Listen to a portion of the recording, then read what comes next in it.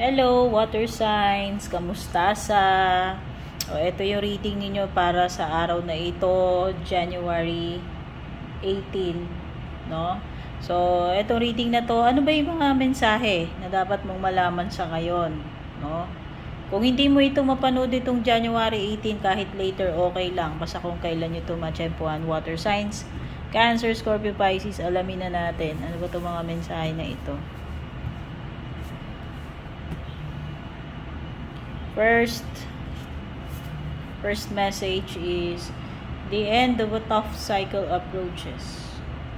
Malapit nang matapos yung mga paghihirap mo. Malapit nang matapos yung mga mahihirap na part ng sitwasyon mo, ng kalagayan mo ngayon. Okay, ayan. May mag-e-end dito na mahihirap na cycle. Okay? So, ibig sabihin yan, konting tiis na lang, at kapag na-reach mo na itong pinakamahirap na cycle na to, ang kasunod nito ay improvement ng sitwasyon, paggaan ng kalagayan mo. Okay? Ano pa? So, push lang ng push hanggang kaya mag-push. Don't let your past hold you back. Ano ba yan? Lahat ng signs nakakuha nito. Huwag kang magpa-apekto dyan sa past mo. Kung ano man yung tinutukoy dyan, water signs. May kinalaman man ito sa love life, sa career mo, family, or etc. Chorba. Don't let your past hold you back. Okay? Huwag mong hayaan, limitahan ka nitong mga nangyari sa past, ano man ang naidulot sa iyo niyan. Nagkaroon ka man ng mga trauma o kung ano-ano man.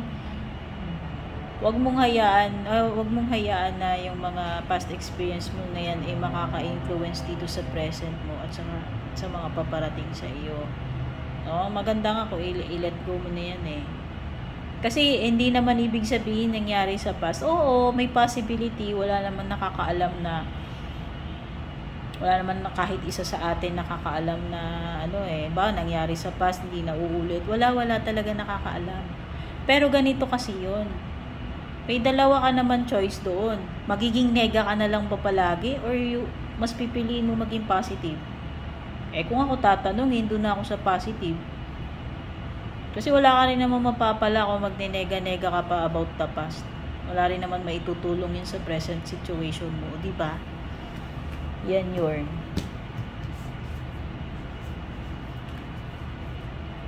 Don't let pride get in your way. Pride. Lunukin na lang yung pride. Nabusog ka pa. Diba? Maliwanag yung mensahe sa'yo, water signs. Walang maitutulong yung pride na yan sa sitwasyon mo ngayon. Diba, sabi ko, kainin mo na lang yan, nabusog ka pa.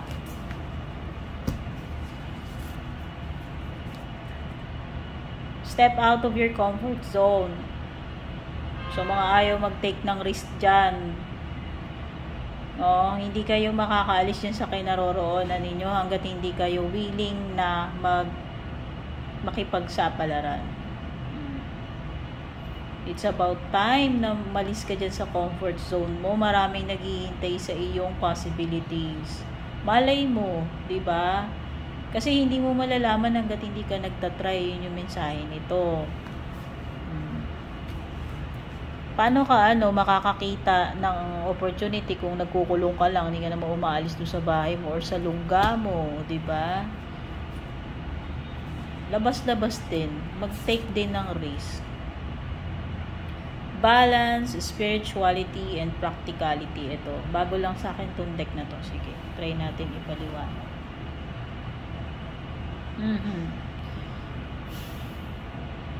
So, may mga, common sense. Kailangan natin maging practical all the time. Alam naman natin na lalo na sa pera, hindi man natin napupulot yung pera. Alam naman natin mahirap ang buhay. Kaya talagang you could never go wrong kapag ikaw ay laging practical. Pero may mga dear, na importante rin ang spirituality. Pag masyado na tayong nasasakop ng practicality, nawawala na yung spiritual side natin, no? So it's a reminder sa inyong mga water signs na hanggat maaari panatilihin mo yung balance ng spirituality and practicality. Okay? Importante pa rin yan. Ito pa rin yung para sa akin, yung spirituality, yan yung nagbibigay ng grounding sa atin.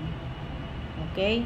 Kasi pag masyado tayong minsan marami tayong goals. Nadadala na tayo ng mga goals natin. No? Yung paa natin, hindi na tayo grounded. Minsan nawawala na tayo doon sa nawawala na tayo doon sa sentro. Kaya importante ito na ikaw pa rin ay merong guidance na may spirituality. So, balance lang. Anything naman na nawawala sa balance unhealthy.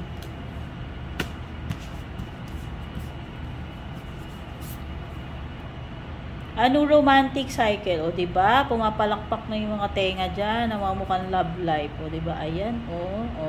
Ano, kinikilig na yung tumbong mo dyan. Meron daw romantic. May romantic cycle. Paparating sa inyo.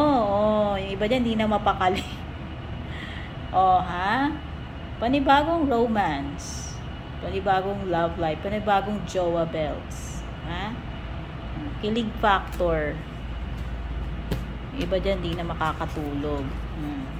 It's time to take action daw, water signs. Ito na yung moment na kailangan mo ng kumilos, gawa ng paraan at huwag magpatumpik-tumpik. Water signs, ayan need to take action. It's time to take action. Ngayon na dear, gawan mo na ng paraan yan, kumilos ka na. And for your last message, meditate and contemplate. Ano ba to? Pwedeng iba sa inyo may mga bagay kayo na hindi nyo alam kung ano yung gagawin ninyo. So, it's better na ikalma yung isip. Mas maganda kasi na wag na gagawa ka ng any decision. Hindi pwedeng magulo yung isip natin. Maganda na kung kailan kalmado yung isip natin, doon tayo mag-iisip. Kasi magiging bias yung halimbawa, lamang yung nung time na yon, lamang yung galit mo and gumawa ka ng decision or action mo during that time. So wala ka sa kasi nga galit ka . So yung mga emotions natin, yung mga feelings natin, malaki yung magiging impact niyan sa mga gagawin natin decision or action. Kung ano yung emotion, yung pinaka malaking porsyento ng emotion na nararamdaman mo during that time na magde-decide ka or gagawa ka ng kung ano man. Kaya yan, it's better to meditate and contemplate. Baka meron kayong mga ngayon, pwedeng iba nagmumuni-muni kayo ngayon, no? May mga bagay kayong pinag-iisipang mabuti, pinagmumuni-munihan bago nyo gagawin. Okay? So, ito yung mga messages na nakuha ko. Mga dapat mong malaman sa ngayon. Water signs, thank you so much for being here. Pasensya na muna sa setup natin kasi nasa ospital pa rin ako. At kung nagustuhan nyo ito, don't forget to like and share.